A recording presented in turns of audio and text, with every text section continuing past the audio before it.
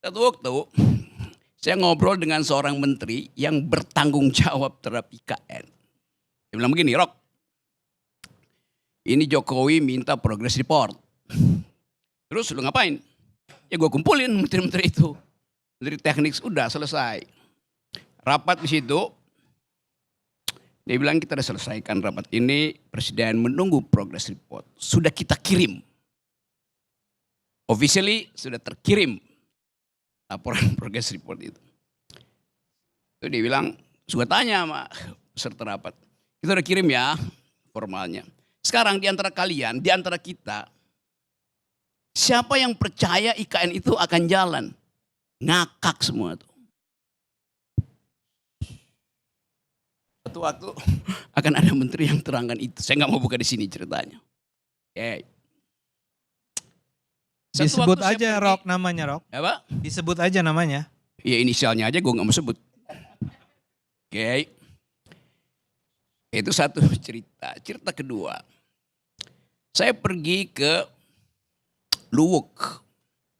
Masuk ke Poso, Danau Poso tuh.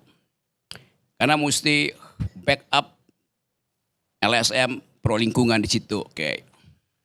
Datang pengusaha. Dia bilang, "Pak Rocky, saya eksportir kerikil ke IKN." Dan kamu betul. Ya. Dari Poso itu. Ya Poso, Palu segala segitu. Pinggiran itu. Dan kamu betul. Dia berhasil. Berhasil rugi 20 miliar belum dibayar. Kerikil. Saya kasih aja parsial-parsialnya tadi. Beberapa waktu yang lalu saya pergi ke Taman Bunga Nasional di Malang, Batu Malang. Taman bunga yang bagus betul, peninggalan Belanda. Kepala desa bilang begini ke saya, "Kami mensuplai semua bunga ke IKN. Diambil dari Batu Malang rupanya, bunganya bagus-bagus."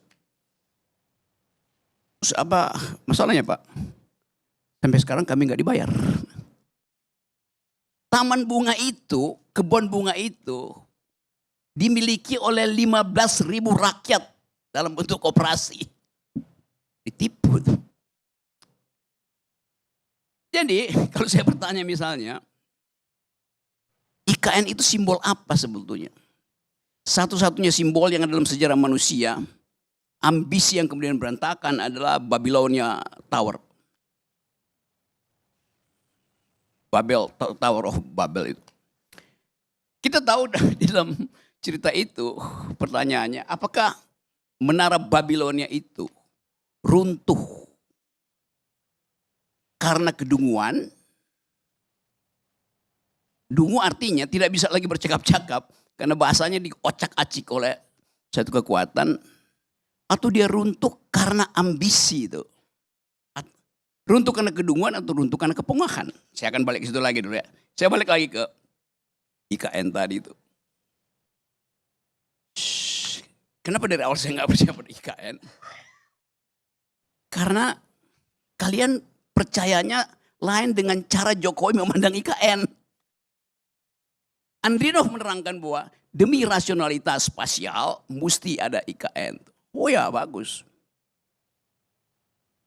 Ade Armando terangkan dengan versi yang lain tuh. Untuk keadilan jangan Jawa aja. Tapi Jokowi nggak lihat itu sebagai alasan dia. Dia lihat itu adalah menara Babel buat dia. Jadi Anda dikacaukan bahasanya oleh seseorang yang punya inspirasi lain tentang Babel, tentang IKN itu. Saya lanjut lagi ya cerita-cerita itu. Satu waktu saya tanya pada Pak JK itu, "Pak JK, gimana ceritanya sih kok ada IKN?" Kata Pak JK, "Dukun aja nggak bisa jawab." Tanya Pak JK, karena JK udah pernah ngomong ke saya. Satu waktu saya bercakap-cakap lagi dengan Sultan Hamengkubuwono yang kemudian pakai baju menolak bala. Dia nggak ngerti apa yang ada di situ selain cerita mistik. Jadi yang Anda sebut rasional itu bagi Jokowi bukan itu yang dia maksud.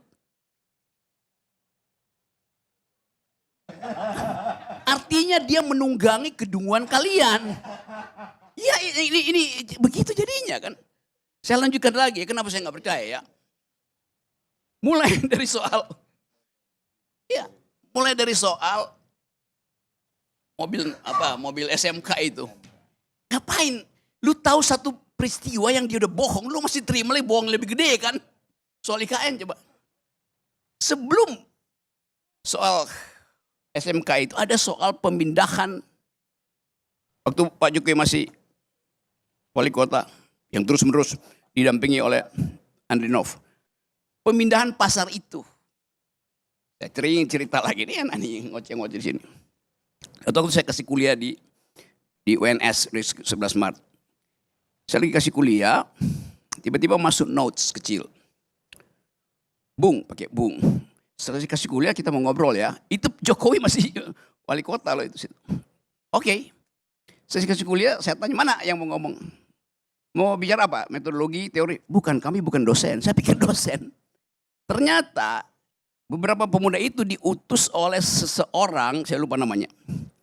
Yang adalah tokoh PKI, ketua pemuda rakyat pada waktu itu. Anggota komite sentral PKI. Masih hidup waktu itu. Namanya,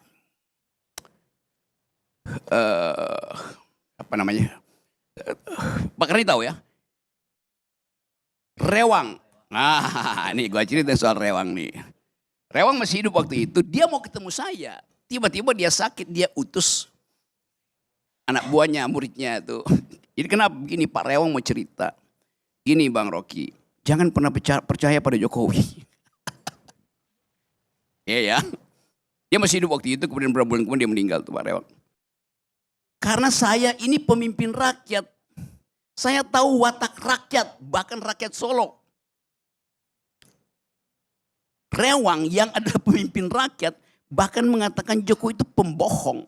Dia bukan rakyat. Kenapa?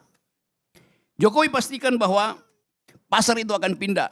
Dibuat sedemikian rupa, diskusi 1 bulan penuh di depan rumahnya dia itu. Padahal sebetulnya selama dia berdiskusi, oligarki Solo itu udah lakukan namanya under table transaction uang. Yang dia pindah. Jadi udah disogok dulu, Jokowi bilang bikin panjang ya diskusinya. Kira-kira begitu. Cerita 1 bulan kan pers semua Jokowi nego segala macam itu. Dia pastikan bahwa tidak akan ada lubang bolong di Solo. Malam ini lubang, besok pasti tutup. Itu bukan APBD, dia tinggal telepon satu oligarki di situ, tutup selesai. Jadi Anda dari awal, ya kalau saya cerita dari awal mungkin Anda nggak akan. Saya tahu dari awal itu. Jadi sekuensi pengetahuan saya tentang kebohongan Jokowi itu, begitu IKN dibuat saya ngakak-ngakak, ini pasti nipu. Tetapi begitulah, disirap kita untuk memuliakan seorang yang memang, ini Jokowi dia tidak tahu bahwa selama 10 tahun banyak orang yang tahu bahwa dia tidak tahu. Karena nggak ada yang memberitahu bahwa dia tidak tahu. He is riding the tidal wave of stupidity. Your stupidity. Itu yang terjadi. Nah, saya mau terangkan, saya nggak ada urusan dengan Pak Jokowi itu. Kalau dendam kagak. Kaisang ulang tahun, Kaisang kawin, keluarga Jokowi undang saya bahkan masuk VIP. Nggak perlu nunggu kayak Anies Baswedan nunggu di siang hari. Saya yang malam hari langsung lewat situ kan. Jadi saya nggak ada urusan dengan itu tuh. Jadi terus menurut saya mau baca itu, ini apa keadaan itu. Jadi kalau sekarang, ya memang yang kita mau bicara ini mau diapain tuh. Kalau soal kebohongan itu berseri kebohongannya. Apa yang baik dilakukan di situ? Bagus tadi usulan Dedi. Supaya dia konsisten, tulis surat pada Pak Prabowo, saya minta dengan sangat Pak Prabowo, tolonglah ada satu kamar khusus yang dibuat di situ. Walaupun anggarannya mungkin cuma 10 miliar atau 100 juta. Untuk anak saya supaya dia bisa menikmati legasi yang saya bayangkan itu. Apa yang bisa dilakukan oleh Gibran di situ? Jadikan istana itu sebagai bukan sebagai tempat pangkalan LPG 3 kilogram. dijaga langsung oleh Gibran. Masalahnya Bung Rocky, kebanyakan kabupaten kota di sana tidak termasuk daerah konversi. Jadi malah mereka nggak nikmati tuh walaupun dari sana gasnya. Kita ingin supaya Prabowo bikin kepres yang khusus untuk menyenangkan Jokowi. Yunto anaknya itu. Kenapa begitu? Pak Gibran sendiri bilang ada masalah lapor Wapres. Kan udah ada kota suara lapor Wapres.